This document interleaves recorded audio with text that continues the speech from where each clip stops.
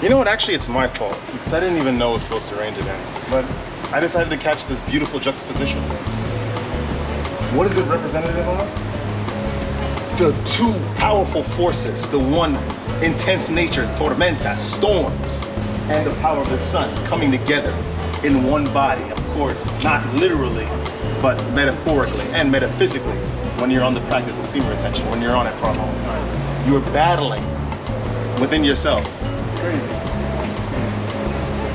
But I'll give you guys some time to admire what's going on right here. Guys, what's going on, man? Summer del Piso, back once again with another video. Today, you know, obviously it's not a Summer del Piso video if we're not talking about semen retention. And so we are going to talk about semen retention, but not really directly. Of course, I'm going to make my connections with the piece of literature that I'm going to be reading for you guys today to semen retention, but we're not going to focus so much on it.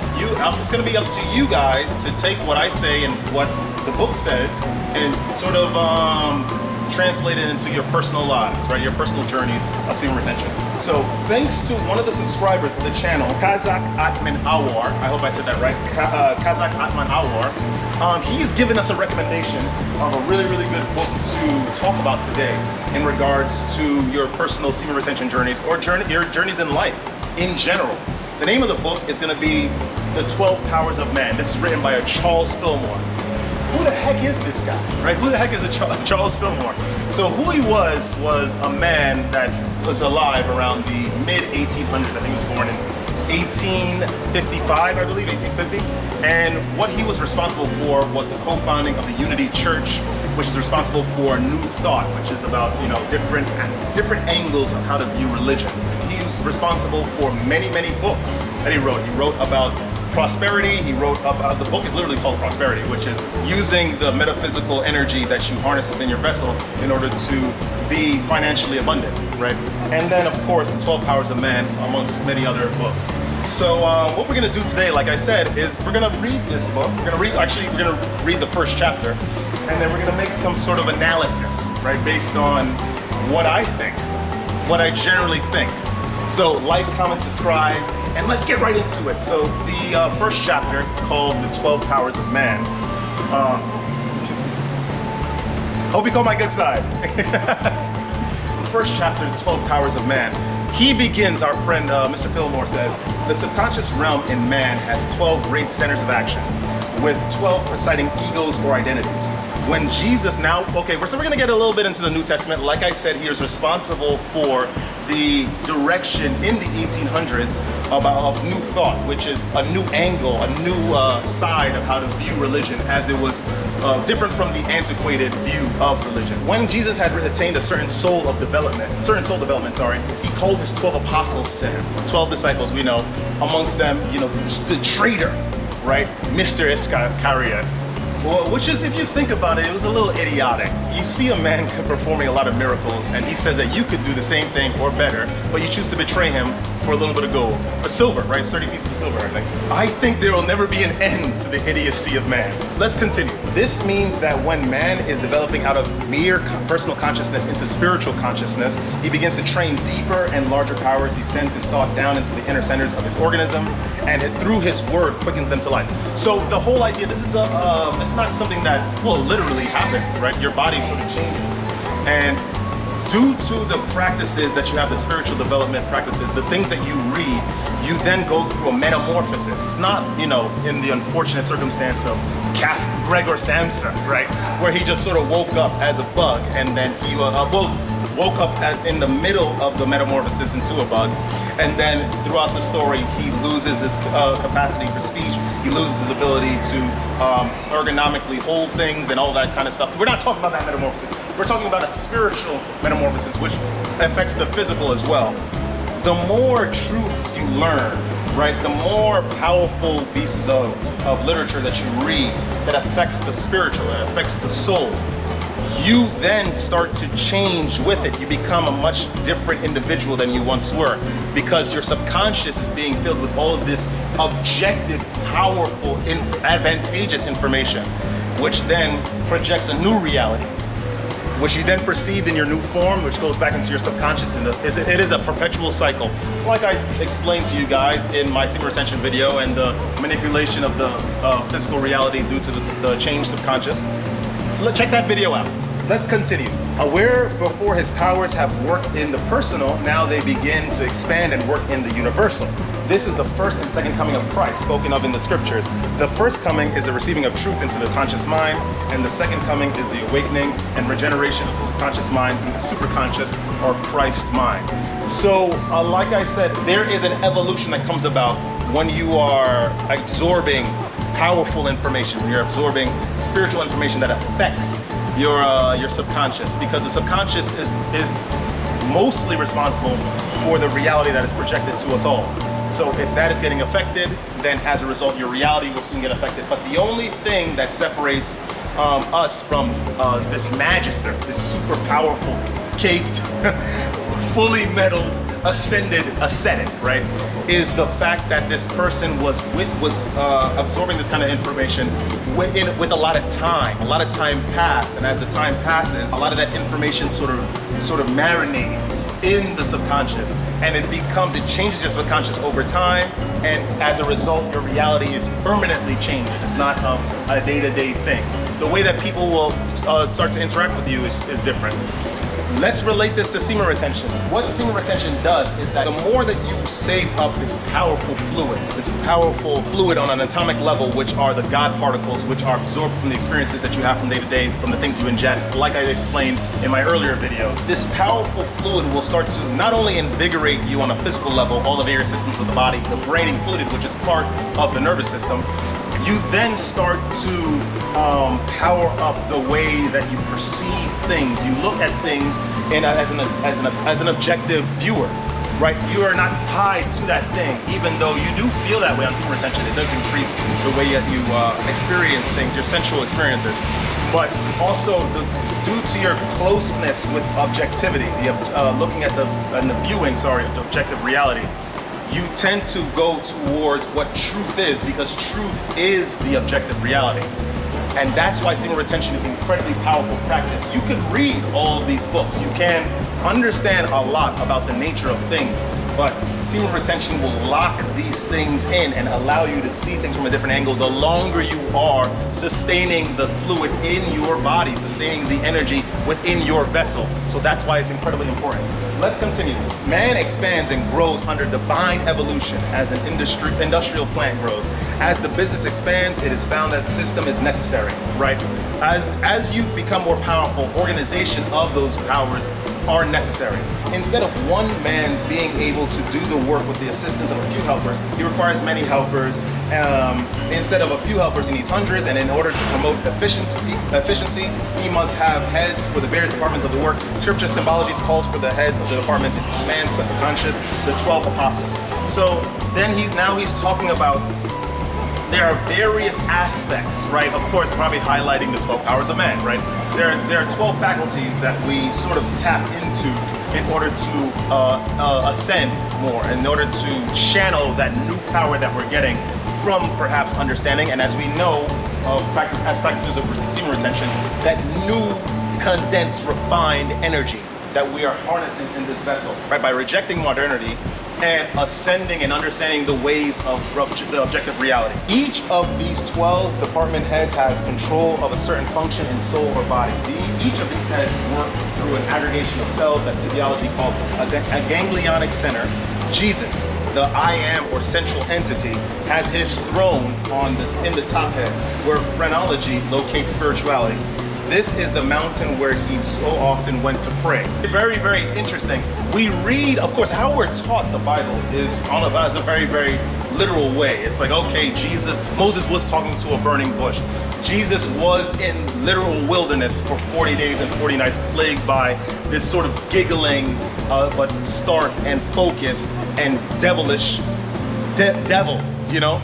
But that's not it. When it comes to these different aspects of the Bible, these are all parables.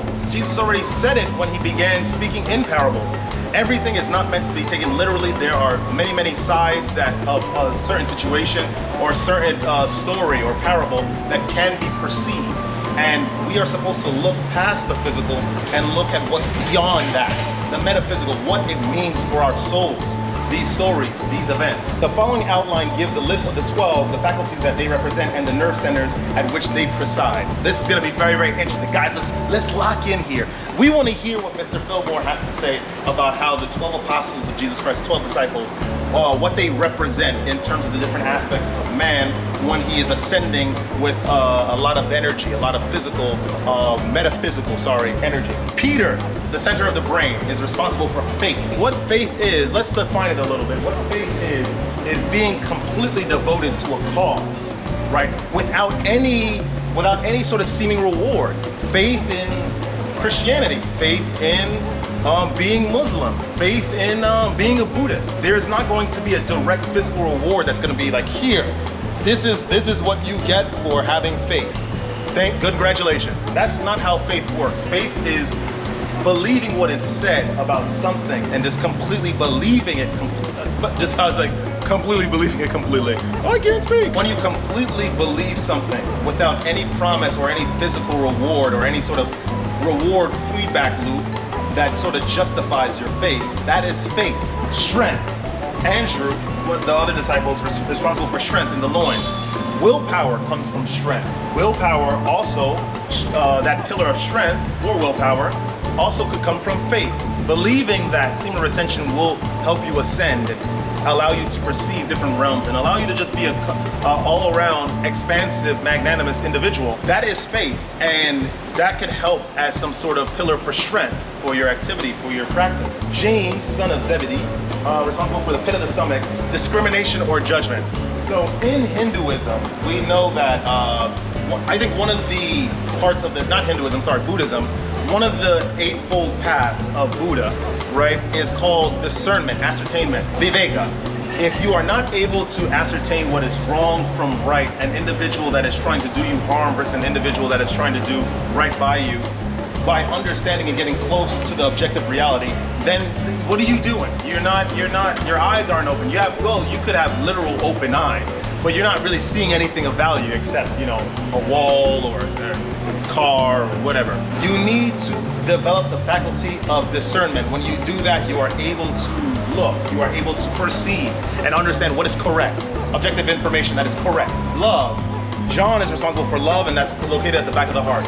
To love, what love is, it's not how the modern world has described love, which is kissing dogs in the mouth, kissing each other in the mouth, or expressing love in a very lustful way where there is a finite end, whether it be the end of that rapture, expressing that love, or end to the relationship. We're talking about the love where that comes from semen retention, as we all know as practitioners of semen retention.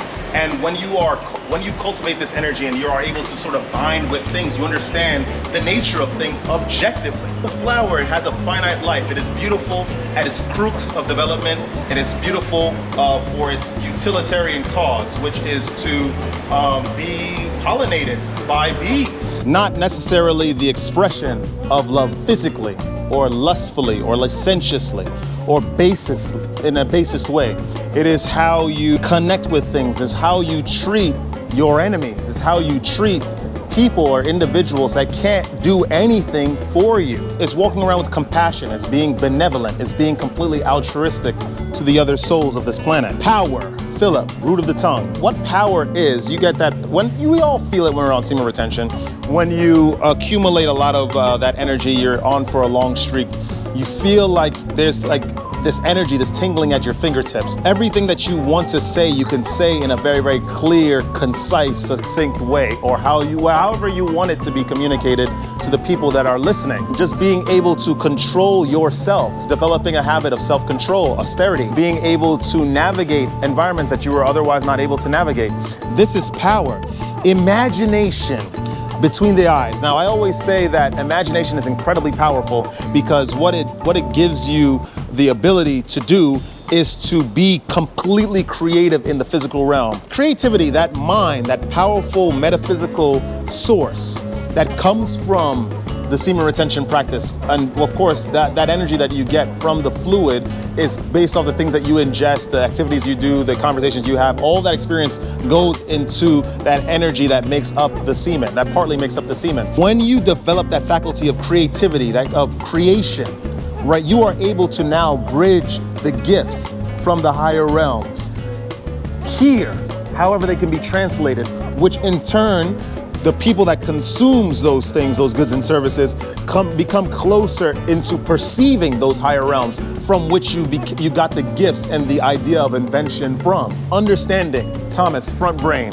So when you develop this faculty of understanding, you are able to now, this would happen to me on my practice. People that I otherwise would not give the time of day to listen to or try to understand, I now see myself listening. I now see myself understanding exactly what they're trying to say or their backgrounds, where they came from. Of course, this is something that develops with semen retention, I promise you, because you develop patience. When you develop patience, you develop empathy. And when you develop empathy, you develop understanding naturally because you are now connected to people, to things, which also goes into that whole faculty of love. Will, we spoke about this a little bit in power, but with the will is, Matthew's responsible for that center front brain. When you develop that faculty of will, you are now, it is of the mind. You are now resisting the idea, oh, it's time for me to relapse. You choose not to relapse because you understand what that will bring you. You understand the truths and the metaphysical power that you gain from withholding. The whole idea of will, of course, naturally you obtain that faculty when you're on the semen retention practice because you are restraining yourself. Restraint gives every single gift in the physical reality, in the physical realm, possible, right? Of course, you're not gonna gain like Superman's powers and be able to shoot eye lasers if you retain for 3 months. That's not gonna happen, but you will certainly come close to having that sort of power within you when you restrain yourself, when you practice that faculty of will. Order, so powerful, so powerful. James, son of Alphaeus, navel, right? When you obtain this faculty of order, you are able to now categorize things into your life that are important and that are not important. You categorize, you create schedules, you create time frames for things. Zeal. Jesus has a lot of zeal. Simon, the Canaan, backhead medulla. This is what part of the body is responsible for that aspect, that faculty. What zeal is, we have a lot of overzealous individuals in life, in this physical reality, that are proud of silly things, right? I have a 3-story house, or I have 2 cars, or I own this business, or I invested in Tesla way before the company was started to do well. We are zealous about physical things, basis things that really don't matter. When you obtain this faculty of zeal, right? Naturally, when you're on the practice of semen retention, you obtain zeal for the things of the higher realms, the things of the realms above, the higher levels. You are overzealous for spreading truth. You are overzealous for doing the objectively right thing, to perceiving the objective reality, the good in every situation and in every person. Zeal is incredibly powerful, but it's a double-edged sword because on the inverse, we do have, this world is run by a lot of individuals that are completely overzealous over physical things to keep individuals that are idolize these people on the physical basis reality type levels. Horrible but wonderful faculty. Renunciation or elimination. Thaddeus, abdominal region. When this faculty of renunciation, it comes with will, they are sort of inextricably linked. When you renounce things that are not important to you any longer after you've developed the template, the framework of order within you, another faculty that we described earlier, you are now getting rid of the things that no longer serve you. It's almost like doing intermittent fasting, right? Or not eating after 8 o'clock at night. Slowly but surely, you're gonna get rid of all of that extra weight, right? That extra fat that doesn't necessarily serve you any purpose except size, right? Renunciation is definitely one of the most powerful faculties that we need to develop as individuals, as men.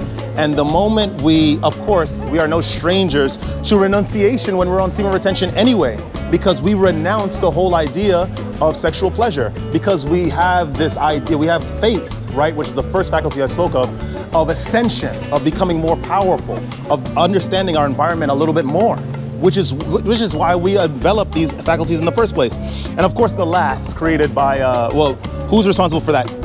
Mr. Iscariot, life conserver, generative function.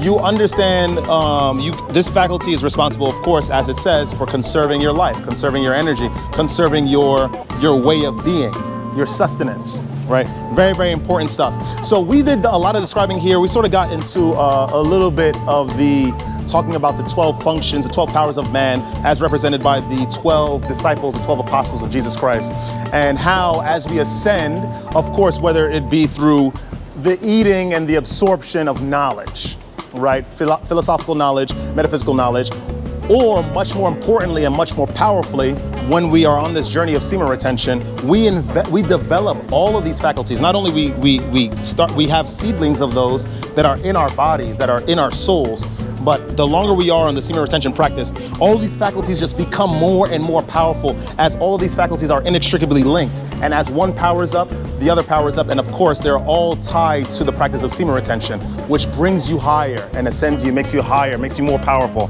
We know this, guys. As followers of the channel, we know this. This is only natural. So we're gonna go, this is the end of part one. We're gonna go to the next part, talking about the rest of this chapter in the next video. Guys, if you like that content, like, comment, subscribe, share the video with some peers. Don't ever let this place get you down, as I say in all of my videos, because when you're on this practice, you're not, like I said, it is mostly faith that you are developing, which is not a promise, which as I described earlier, there's not a promise of some sort of physical reward. You are not gonna get a pat on the back for being on semen retention. In fact, you'll get stoned, right? They don't do that anymore. You'll probably just sort of get chastised on social media, which is just as bad, right? Except you won't have a black eye or whatnot. But that's just the way life is. You are foregoing, you are sacrificing things of the lower in order to get closer to things of the higher, assuming that you are practicing semen retention in earnest. And stay radiant, my friends. I shall see you guys in the next part.